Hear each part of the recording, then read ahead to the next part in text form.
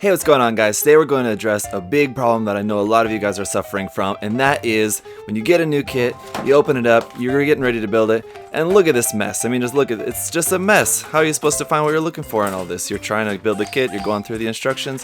How the heck are you supposed to find what you're looking for?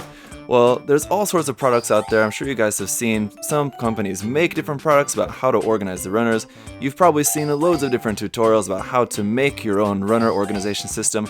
Well, I'm here to tell you guys the absolute best way to organize your runners for when you're building. And it's something that Bandai gives you right in the box with it. It was in front of you guys the whole time. Here it is. You take the top of the box.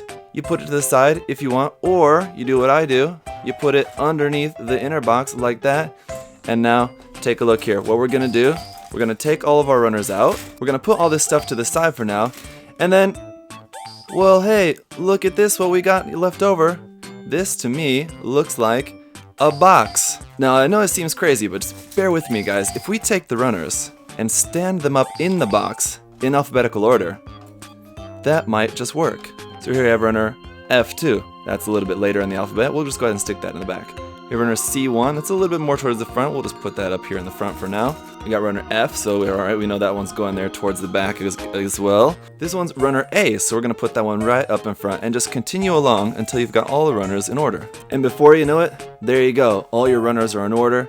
And here's a little pro tip for you guys. I take the polycaps, I set them aside while I'm building, so those are easy because you're always going to be coming back to the polycaps. You always need them on every single part that you're working on, probably. So I'm going to put those over to the side. Now here you go. When you're building the kit, say you need to go to runner C. Well, you know, A, B, boom, there you go. You're at runner C. You pull it out, cut the part you need, put it back, there you go.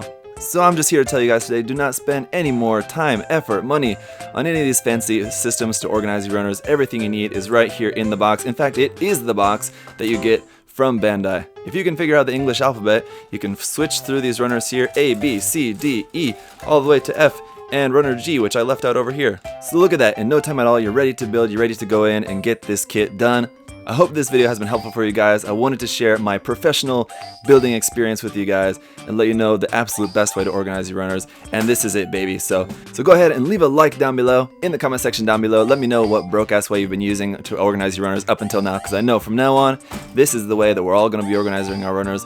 No more silly tools, no more hacks, no more tricks. Everything you need right there. And absolutely do not forget to subscribe.